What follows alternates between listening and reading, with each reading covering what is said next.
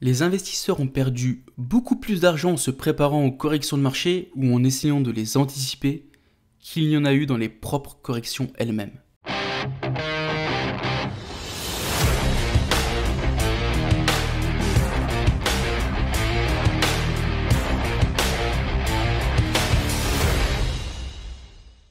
Bonjour et bienvenue dans le Money Circle Talks, je suis votre hôte Anthony et aujourd'hui je plonge dans un sujet spécifique pour vous aider à devenir un meilleur investisseur. On va discuter d'un sujet que je trouve hyper important, c'est le timing de marché. Et surtout pourquoi essayer de timer le marché n'a jamais été une stratégie très efficace pour les investisseurs à long terme. Alors, compte tenu du personnel des auditeurs de ce podcast, on va considérer que nous n'avons pas beaucoup d'expérience en matière d'investissement. Même peu d'entre vous ont déjà connu un ralentissement au-delà de la correction qu'on a pu observer en 2020. Donc pour l'épisode d'aujourd'hui, j'ai pensé qu'il serait important de parler de l'une des erreurs les plus courantes que je vois les investisseurs faire pendant ces phases de ralentissement de marché. C'est d'essayer de timer le marché tout simplement. Et pour commencer ce podcast, il y a une excellente citation de Peter Lynch qui dit « Les investisseurs ont perdu beaucoup plus d'argent en se préparant aux corrections de marché ou en essayant de les anticiper qu'il n'y en a eu dans les propres corrections elles-mêmes. » Je pense que cette citation, c'est un excellent moyen de lancer le sujet parce que elle nous parle des biais comportementaux que font les investisseurs, surtout quand les choses commencent à mal tourner. C'est notre tendance humaine à vouloir éviter les pertes à tout prix. Je pense qu'on a tous été un jour dans cette situation, à vouloir trouver le mouton à 5 pattes. Et en fait, le problème, c'est que cette peur de la perte, ainsi que dans le contraire, l'excès de confiance, tout ça peut nous amener à prendre des mauvaises décisions qui peuvent être des erreurs très coûteuses à long terme. Alors pour commencer, qu'est-ce que le market timing ? Essentiellement, c'est à chaque fois que vous prenez une décision d'investissement basée sur une prédiction pure de l'endroit où vous pensez que le prix ira dans le futur. On appelle tout simplement ça dans le jargon courant, c'est la spéculation sur les prix. Maintenant, le dire comme ça donne quand même l'impression que c'est pas ce que font les investisseurs à long terme. Mais si, c'est ça le problème. À un moment donné, en fait, par exemple, au cours de la correction que nous avons connue en 2020 ou depuis le début d'année, vous pouvez vous retrouver assis sur la touche en pensant que vous attendez stratégiquement que le marché baisse ou qu'il atteigne un creux un peu plus bas et puis que vous allez être sûr de revenir et d'acheter. Et bien en fait ça c'est une forme de timing du marché. Et le problème c'est que ça semble être un plan très simple et peut-être même hyper rationnel d'attendre que les prix baissent jusqu'à ce que vous achetiez. Mais faut pas se voiler la face, on le sait tous qu'il est pratiquement impossible d'identifier un creux de marché. Et en fait, au lieu de cela, ce qui est plus probable, c'est que vous allez rester trop longtemps sur la touche et vous allez finir probablement par manquer d'énormes gains qui suivent généralement c'est la suite de ces cracks boursiers. C'est comme, pour faire un parallèle avec l'immobilier, combien de personnes ont attendu, oui, ça va baisser, etc., etc. Et ça a continué à monter. Et ces gens-là auraient pu se faire de l'argent, et non, ils ont attendu dans l'optique, oui, l'immobilier va baisser, on attend que les taux, nanana, et puis là maintenant les taux sont super hauts, ah oui, mais bon, maintenant les taux ils sont trop hauts, etc., etc. Il y a deux personnes, William Godsman et Dazzle Kim, qui ont publié dans un article de 2017 intitulé Negative Bubbles. Dans cet article, en gros, les auteurs ont examiné 101 cracks boursiers mondiaux de 1692 à 2015 et ils ont identifié 1032 événements où un marché a chuté de plus de 50% sur une période d'un an. Et en fait, ce qu'ils ont fait, c'est qu'ils ont trouvé un point commun à tous ces cracks boursiers mondiaux, c'est qu'il y avait une probabilité plus élevée de rendement positif après un crack boursier. Donc ça signifie quoi ? Ça signifie que sortir du marché pendant un crack pourrait être l'une des pires erreurs que vous pouvez faire en tant qu'investisseur, parce que le problème c'est qu'il est probable que vous ne reviendrez jamais à temps et que vous allez manquer des gains importants qui suivent généralement après ces cracks.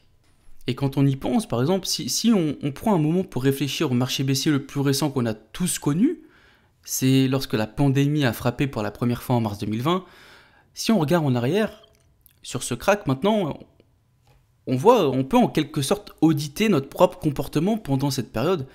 Et je pense qu'on se souvient tous à quel point cette période semblait effrayante et incertaine.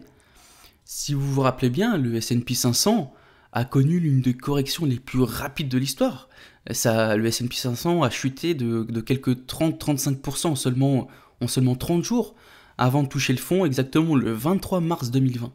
Et à partir de là, l'indice s'est rétabli en seulement 180 jours, soit environ 6 mois plus tard, pour atteindre les sommets d'avant la pandémie.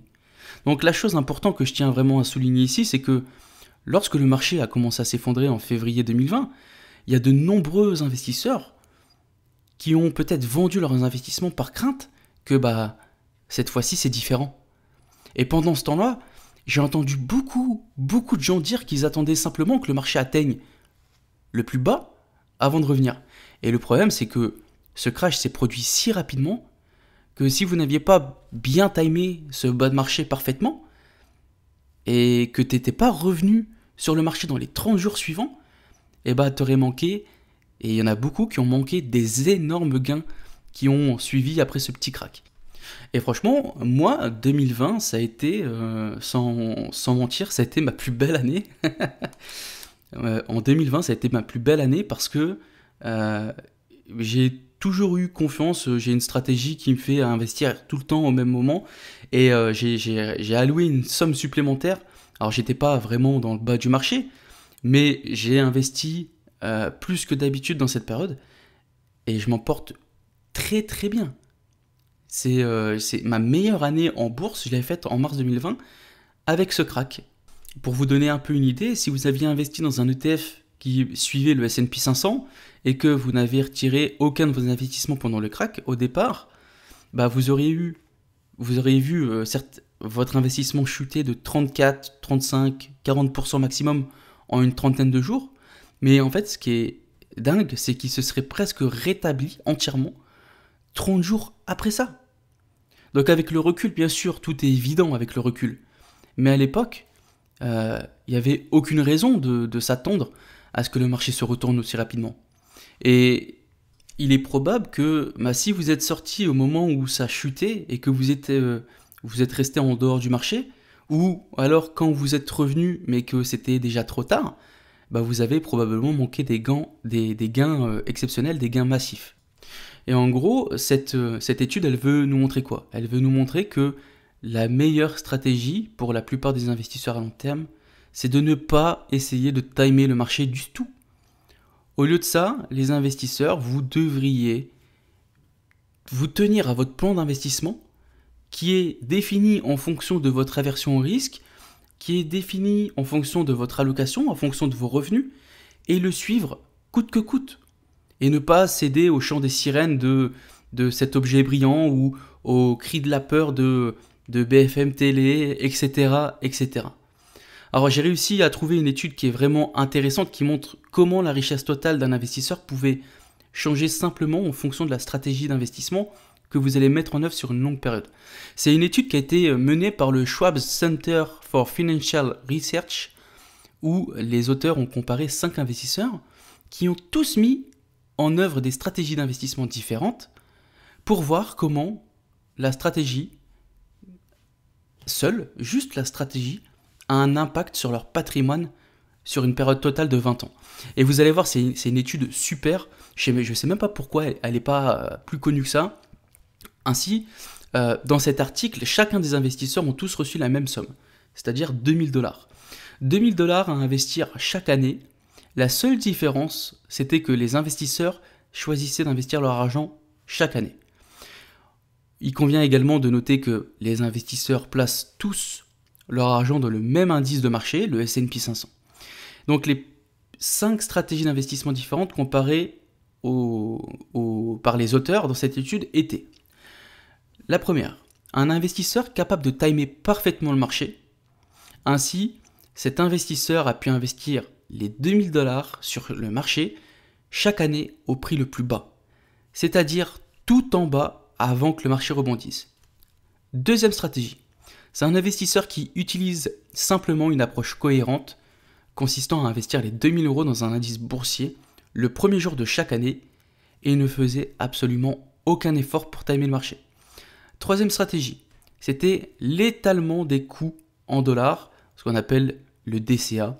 Et donc pour ce faire, ils ont divisé les 2000 dollars en 12 parts égales et ils ont supposé que cet investisseur a investi l'argent au début de chaque mois pendant 12 mois pendant 20 ans. La quatrième stratégie, ils ont envisagé que c'était un investisseur qui était très mauvais pour anticiper le marché. Et cette personne a fini par investir ses 2000 dollars chaque année, à chaque fois au sommet du marché, au top du top. Ce qui signifie simplement que c'est le pire moment possible pour investir chaque année, juste avant que le marché baisse, le pauvre. Et il l'a fait chaque année pendant 20 ans. Et la dernière stratégie, ils ont envisagé que c'était un investisseur qui laissait son argent dans les placements en espèces chaque année et qui n'a jamais eu le temps d'investir dans des actions. Cet investisseur a peut-être été quelqu'un qui a toujours été convaincu que, par exemple, que le cours des actions allait baisser et qu'il gardait son argent hors du marché, etc., etc. Et donc les auteurs, pour réussir à comparer ces 5 stratégies, ils ont supposé que cet investisseur avait obtenu le taux de rendement des bons du trésor au cours de la période sur 20 ans. Ma question, les amis, pour vous, quel est le résultat de cette étude? Bon, sans surprise, vous vous doutez bien, le premier investisseur, celui qui a été capable de timer parfaitement le marché, mais de manière totalement irréaliste, soyons honnêtes, il a réussi à timer le marché pendant 20 ans, ce mec-là, cet investisseur-là, s'est retrouvé avec le plus de richesses accumulées. Il a ainsi transformé son investissement annuel de 2000 dollars en plus de 151 000 dollars pendant 20 ans. Là où ces résultats en fait deviennent intéressants, c'est que l'investisseur qui n'a fait absolument aucun effort pour timer le marché et qui a simplement investi les 2000 dollars le premier jour de chaque année, il s'est quand même retrouvé avec plus de 135 000 dollars. Ce qui au final n'est qu'une différence de 16 000 dollars, ou environ 10% par rapport à ce que l'investisseur A a réalisé. Alors que lui a acheté toujours au meilleur point le plus bas, chaque année pendant 20 ans. Pareil pour la stratégie de l'investisseur numéro 3, qui, je vous rappelle, était la méthode DCA. Sachez que ça a donné des résultats presque aussi bons que l'investisseur numéro 2. La différence de richesse totale entre ces deux stratégies, il n'y a même pas 1% de différence. Donc quand je vous parle de la stratégie DCA, les amis, c'est pas pour rien, c'est une stratégie qui a fait ses preuves. Bien sûr, c'est sur le long terme. Si tu me dis sur 1 an, 2 ans, ça va être compliqué. Mais sur le long terme, sur 20 ans, on a une différence de 1% avec l'investisseur qui n'a pas du tout timé le marché. C'est tellement minime que c'est magique. Maintenant, si on passe à l'investisseur qui investissait son argent au pire moment, chaque année pendant 20 ans, vous allez être surpris, mais la richesse de cet investisseur a quand même augmenté de plus de 121 000 dollars. Ce qui est près de 3 fois plus que l'investisseur qui n'a pas du tout investi et qui est resté avec ses espèces sur son compte. Et moi, je trouve que ces résultats sont tellement pertinents aujourd'hui parce qu'il y a beaucoup de personnes, y compris parmi vous, qui sont peut-être retrouvés dans une position où vous avez essayé de timer le marché dans un sens en attendant le bon moment, puis au moment de revenir, vous craignez peut-être que le marché puisse continuer à baisser, etc., etc. Et donc, au lieu de ça, si vous êtes simplement en fait assis sur de l'argent qui est dans les meilleurs cas en train d'être complètement érodé par l'inflation si vous ne placez pas votre argent. Surtout en cette période, les amis. Ne gardez pas d'argent sur vous. Maintenant, la raison pour laquelle je voulais en parler aujourd'hui, c'est surtout pour vous rappeler un principe d'investissement qui, pour moi, je trouve est hyper important. C'est le temps sur le marché est quand même beaucoup plus important et beaucoup plus, impactant que d'essayer de timer le marché. Même si vous investissez dans le marché qui se trouve le plus bas après un certain temps, Le temps reste toujours le facteur le plus important. C'est lui qui va vous aider à générer de la richesse en tant qu'investisseur long terme. Et en fait, je pense que l'étude que je vous ai citée juste au-dessus, cette étude, elle illustre parfaitement ce point. On n'a pas besoin d'être les meilleurs timers de marché, je ne sais même pas si ça se dit, mais vous n'avez pas besoin d'être le Madame Irma des marchés pour construire une richesse substantielle. Il faut relativiser. En fait, même si vous avez accidentellement investi au pire moment possible, juste avant que le marché se casse la gueule, ça n'a pas d'importance. La seule importance est à long terme. À long terme, ça conduira très certainement à un bien meilleur résultat que si tu n'avais pas investi du tout. Pour information, cette étude, elle a été faite sur 20 ans, 30 ans, 40 ans et 50 ans. Et ils ont découvert que ces résultats ne changeaient pas de beaucoup, peu importe la période qui était prise en compte. Mis à part quelques cas où les achats périodiques par somme fixe, c'est-à-dire la méthode DCA, a fait mieux que d'investir immédiatement, etc., etc., toutes ces périodes ont suivi exactement le même schéma que celui que je vous ai parlé juste avant. Donc, tout ça, ça signifie quoi pour un investisseur à long terme? C'est que l'utilisation d'une stratégie d'investissement immédiate ou même d'un DCA rapporte presque aussi bien que le timing parfait de marché à long terme. Et ça s'est avéré être le cas pour des horizons temporels de 20 ans, 30 ans, 40 ans. Donc si vous craignez que le marché continue de baisser, peut-être que la méthode DCA, c'est la meilleure stratégie pour vous. Et je me suis jamais caché, c'est personnellement la stratégie que j'utilise depuis maintenant quelques années. Ça me permet quoi? Ça me permet de continuer à baisser mon prix d'achat moyen sur certaines de mes positions, mais surtout ça m'assure que je suis toujours ma stratégie. Je ne réfléchis pas. Le marché baisse, j'investis. Le marché monte, j'investis. Certes, j'ai pas le meilleur portefeuille qui existe, j'ai pas le pire portefeuille qui existe, mais j'ai un portefeuille qui est là, il se défend. Voilà les amis. Donc j'espère que le partage de cette recherche va vous aider à vous rappeler ce qui compte vraiment lorsqu'il s'agit de créer de la richesse, c'est le temps sur le marché. Le temps, c'est vraiment votre allié pour vous construire une richesse durable et exponentielle. Voilà les amis, j'espère que vous garderez ces résultats de recherche à l'esprit à l'avenir. Je sais qu'il peut être tentant d'essayer d'attendre que le meilleur moment se présente pour investir, en particulier dans un environnement de marché comme actuellement, volatile, incertain.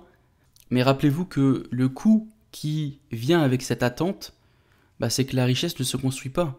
Et surtout, elle ne se construit pas en quelques jours, mais elle se construit à long terme en se tenant à une approche cohérente. Voilà les amis, c'est tout ce que j'avais pour vous aujourd'hui. J'espère que vous avez apprécié. Faites-moi savoir si vous avez des questions concernant ce dont je vous ai parlé aujourd'hui. N'hésitez pas à me contacter sur l'un de mes réseaux sociaux. Ils sont tous liés en dessous dans la description. Vous pouvez me faire aussi savoir tous les sujets que vous aimeriez que je couvre dans les prochains épisodes. N'hésitez pas à partager ce podcast.